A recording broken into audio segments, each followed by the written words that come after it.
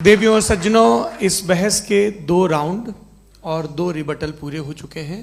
अब सबसे ज़रूरी और सबसे मुश्किल राउंड शुरू हो रहा है, क्रॉस एग्जामिनेशन का। अब इन विद्वानों की सज्जनता की एक परख भी होगी और वक्त हमने 16 मिनट का तय किया है। मुफ्ती साहब, पहला सवाल आपका, 16 मिनट है, हम दोनों लोगों के सवाल लेंगे। जी जी, बहुत शुक्रिया। आपकी जो अभी बात हुई बहुत अहम थी, मैं इसको चाहूँगा कि आगे डिस्कस करूँ, लेकिन चूँकि अभी ये वो सेगमेंट है क्रॉस एग्जामिनेशन, तो सबसे पहला सवाल आपसे ये है कि जो मैं इतनी देर से कॉन्टिंजेंसी आर्ग्यूमेंट आपको बता रहा था, ये अकल से ही बता रहा था हजरत, आप ये बताएं कि आप इन्फिनिट रिग्रेस ऑफ कॉजेस को पॉसिबल मानते हैं या नेसेसरी बीइंग के एग्जिस्टेंस को सही समझते हैं, चूँकि 2 ही ऑप्शन हो सकता है, आप ये बताएं। देखिए, आपको मैं ईमानदारी से बात करूं, एक तो मैं कॉन्टिजेंसी वर्ड ठीक से समझता नहीं, और इस वक्त भी जो आपने अंग्रेजी के अल्फाज इस्तेमाल किए वो ज़रा थोड़े से मुझे डिफ़िकल्ट और कॉम्प्लिकेटेड लगे, तो आप ज़रा सिंपल ज़बान में सवाल कर सकते हैं। बिल्कुल कर सकता हूँ जी। यूनिवर्स की हर चीज़ कॉन्टिंजेंट होने का मतलब ये है कि वो अपने एग्जिस्टेंस में किसी के ऊपर डिपेंडेड है। जो भी चीज़ डिपेंडेड होगी वो चीज़ इंडिपेंडेंट नहीं हो सकती, तो उसका कोई ना कोई कॉज होगा। तो अब आप क्या समझते हैं कि ये इन्फिनिट रिग्रेस है, यानी कॉज पर कॉज, कॉज पर कॉज, कॉज पर कॉज, और कभी कोई यानी ये एंडलेसली चलता रहा? क्योंकि अगर ऐसा होगा तो हम तो एग्जिस्टेंस में आते ही नहीं। लॉजिकली ये मुत्तफक अलैह चीज़ है, मुत्तफक अलैह, अग्रीड अपॉन। ओके, इस पे हमने एग्री किया था कि मुश्किल शब्द आएगा तो अर्थ बताना पड़ेगा। तो इन्फिनिट रिग्रेस तो पॉसिबल नहीं है, तो कहीं ना कहीं आपको रुकना पड़ेगा ऐसे नेसेसरी बीइंग पर। नहीं, कोई ज़रूरत नहीं रुकने की। किसने कहा आप रुकना पड़ेगा? आप रुकते हैं खुदा पे, आप नहीं रुकते। आप कहते हैं वो हमेशा से, जब उस वक्त से जब वक्त नहीं था।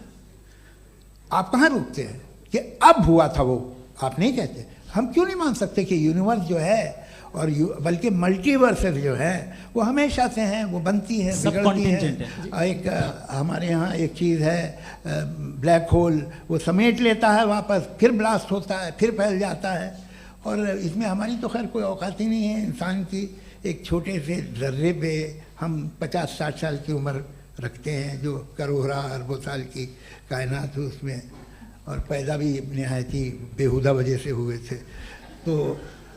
तो इसमें ये सोचना कि इसकी वजूहात और ये क्यों है, ये डिपेंडेंट है, ये हम देख रहे हैं, क्या मालूम। आप सोचिए कि ये जो फैल रही है कायनात, ये कहाँ फैल रही है, ये कहाँ जा रही है, और ये फैल क्यों रही है? अरे बना ली थी तुमने, रुको भैया, काफ़ी है। ये फैल क्यों रही है? ये और कौन सी कायनात जिसे मैं दूरबीन से देखता हूँ तो 2 बिलियन लाइट ईयर पे है, उससे मेरा कोई वास्ता ही नहीं है। 2 बिलियन ईयर यानी अगर मैं 80,000 माइल्स पर सेकेंड से चलूँ तो 20 करोड़ साल में वहाँ पहुँच जाऊँगा। इसकी ज़रूरत क्या थी? ये दुनिया, ये कायनात तो इंसान अशरफुल मखलूक़ात के लिए बनाई गई ना। तो ये सब ये टर्म समझ में नहीं आया। इसमें कोई ख़ास समझने वाली बात थी भी नहीं। ये जो अल्टीमेट कहा यह जाता है कि ये जो पूरी यूनिवर्स है, ये जो दुनिया है, ये इंसान के लिए बनाई गई। अच्छा, ये सब इंसान के लिए। क्यों साहब, सही है ना?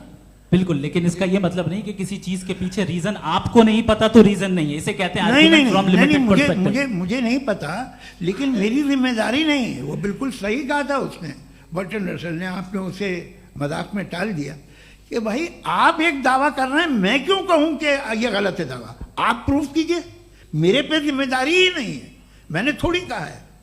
आप प्रूफ कीजिए कि ये सही है। आप आर्ग्यूमेंट ऑफ कॉन्टिंजेंसी का जवाब ही नहीं दे रहे हैं। सवाल पूछना चाहेंगे?